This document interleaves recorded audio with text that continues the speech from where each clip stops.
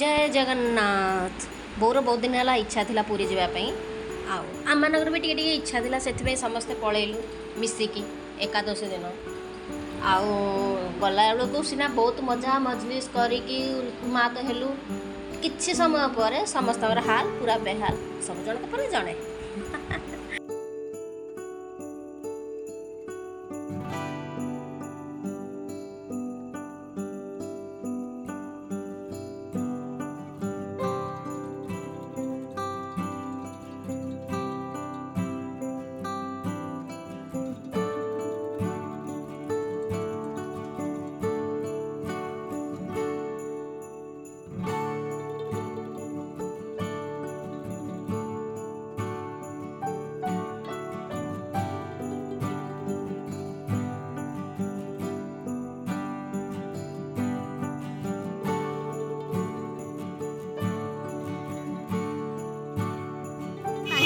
दर्शन बंद मंदिर सामने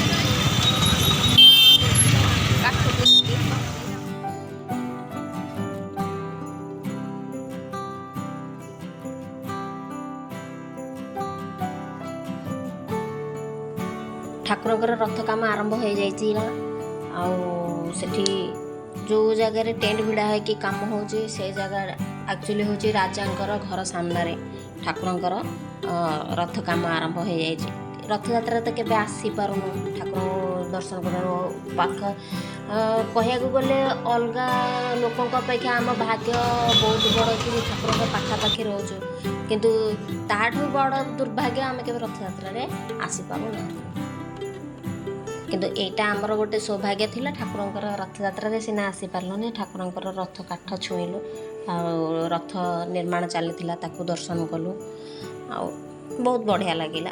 एकादशी थिला हेदिन रुक्मिणी विवाह थिला आउ रुक्मिणी मांकर हरण विधि आउ ठाकुरंकर विवाह विधि सब कार्यक्रम चली बोर बहुत इच्छा थिला ठाकुर जो बड़े गरम हेले ये तो आमर ठाकुर बहुत कोमल ठाकुर यांकर माने लीला अपार तांकुर शीत दिने शीत वस्त्र थाए विभिन्न समय विभिन्न पर्वपर्वाणी विभिन्न रूपर सब कार्यक्रम चली थाए शीत दिने तांकर अलग भेष थाए खरा दिन हेले से चाप खेलवाई जाती 45 दिन पर्यंत नरेंद्र पोखरी की आम बोर बहुत इच्छा थिला जे नरेंद्र पोखरी की जीवा चाप कोठी होची चाप मु तो देखि परनी आउ जीवा देखिबा सेति आमे बाहरलु गूगल नाना को सर्च रास्ता तो जना ना गूगल नाना को सर्च मारिलु चललु नरेंद्र पोखरी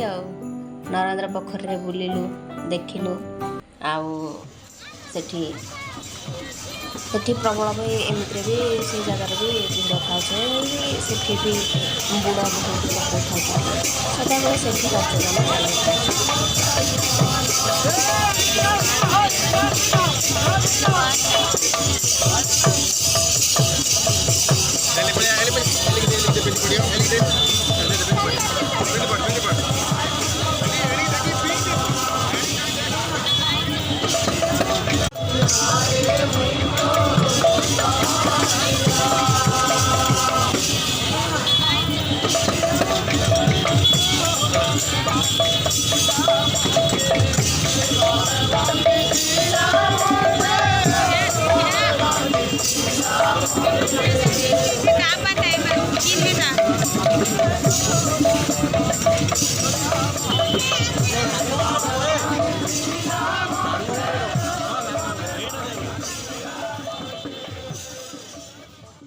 संध्या बेले जगन्नाथ पुरी मंदिर सामने जो माहौलटा सी गोटे अनोखा माहौल पताका लगी चलता तापर आलती जो पताका लगी है तापर माँ को वस्त्र चेंज है से समय आलती है आउ हेठी संकीर्तन जय जगन्नाथ गुहार जो जय जगन्नाथ आउ लोकों भितर जो भाव सी गोटे अलगा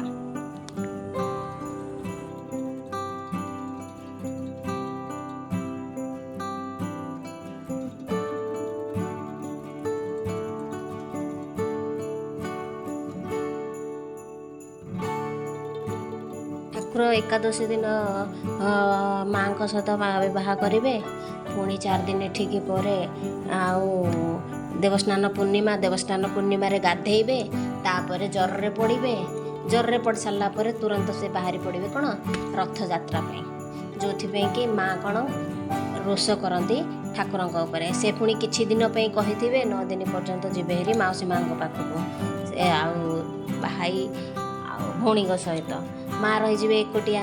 ସେଥିପାଇଁ ଠାକୁରଙ୍କ ଉପରେ ବେଶୀ ଜୋରରେ ରାଗିଥାନ୍ତି। ଆଉ ଗୋଟେ ମହତ୍ଵ ଅଛି ରଥଯାତ୍ରାରେ ଯେ ଠାକୁର ସ୍ନାନ କରିବେ ପୁଣି ଜ୍ୱରରେ ପଡ଼ିବେ। ଜ୍ୱରରେ ଏଥିପାଇଁ ସେ ପଡ଼ିଥାନ୍ତି ତାଙ୍କର ଗୋଟେ ଭକ୍ତର ଉଦ୍ଧାର ପାଇଁ। ମଣିଷମାନଙ୍କୁ ଗୋଟେ ଶିକ୍ଷା ଯେ ମଣିଷ ଯାହା କର୍ମ କରେ କର୍ମଫଳ ତାକୁ ଭୋଗିବାକୁ ହିଁ ପଡ଼େ। ଏତିକି ତମେ ଠିକ୍ ମାର୍ଗରେ ଥିବ, ଠିକ୍ ଇଏରେ ଥିବ, ତାହା କମ ଅଧିକ ଊଣା ଅଧିକ ହେଇପାରେ, କିନ୍ତୁ କର୍ମଫଳ ସମସ୍ତଙ୍କୁ ଦେଉଛି। ସେଥିରେ କମିବାର ପ୍ରଶ୍ନ ଉଠୁନି। ସେଇଥିରେ କର୍ମଫଳ, ତମ କର୍ମର ଫଳ ତମକୁ ହିଁ ଭରାଇବାକୁ ପଡ଼ିବ। ଅଳ୍ପ ବହୁତ ହେଇପାରେ, କଷ୍ଟ ସମୟରେ ତମ କଷ୍ଟକୁ ଲାଘବ କରିଦେଇ ପାରନ୍ତି, କିନ୍ତୁ ତମେ ଯାହା କରିବ ତାହା ଭୋଗିବ। ଏଇଟା ହେଉଛି ଠାକୁରଙ୍କର ଶିଖେଇବା କଥା। ତାଙ୍କର ଭକ୍ତ ଥିଲେ ମାଧବ ଦାସ। ତାଙ୍କର ଥିଲା ଶେଷ ସମୟରେ ସ୍ୱାସ୍ଥ୍ୟ ଖରାପ ହେବାର ଥିଲା।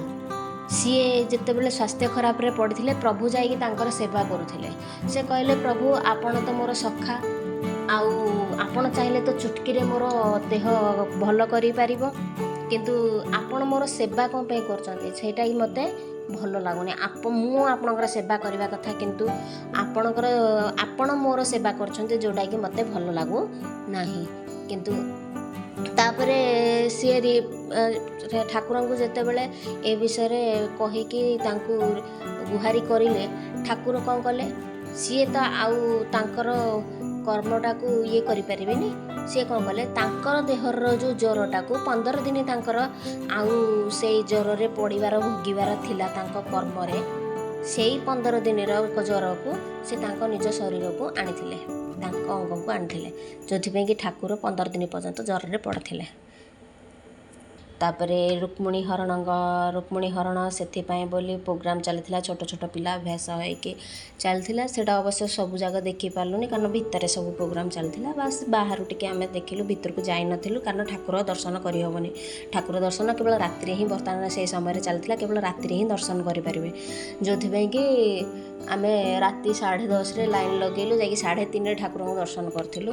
ତାପରେ ଠାକୁରଙ୍କର ଆଳତି, ଏ ଯେଉଁ ଦୀପ ଉଠେ ଏକାଦଶୀ ଦିନ, ତାକୁ ଦର୍ଶନ କରିଲୁ।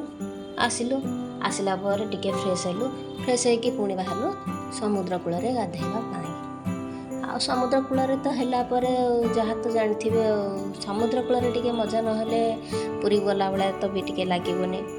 ଠାକୁର ଦର୍ଶନ ସଇଲା, ସବୁ ସଇଲା, ଉତ୍ପାତ ଟିକେ ହେଲୁ। ଉତ୍ପାତ ହେଲେ ମୁଁ ହିଁ ତ ବେଶୀ ହେଇଛି, ଆଉ କେହି ହେଇନାହାନ୍ତି। ସେଇ ଯେଉଁ ସଭା ଆଗରେ ପିଲାଟି ଯାଇକି ଉତ୍ପାତ ହେଉଛି, ସେ କେବଳ ମୋ ଛଡ଼ା ଆଉ କେହି ଉତ୍ପାତ ହେବେନି। ମୁଁ ସମସ୍ତଙ୍କୁ ଡାକିଲି, ଆସ ଗାଧେଇବା, କେହି ଆଇଲେନି। ମୁଁ କହିଲି କିଏ ନ ଆସ, ମୁଁ ଯାଉଛି ମୁଁ ଦୁନିଆରେ ନିମଗ୍ନ ହେଇଗଲି। ଭିଡ଼ିଓ ଭଲ ଲାଗିଥିଲେ ଲାଇକ୍ କରିବେ, ସବସ୍କ୍ରାଇବ୍ କରିବେ, କମେଣ୍ଟ କରିବେ। ଜୟ ଜଗନ୍ନାଥ।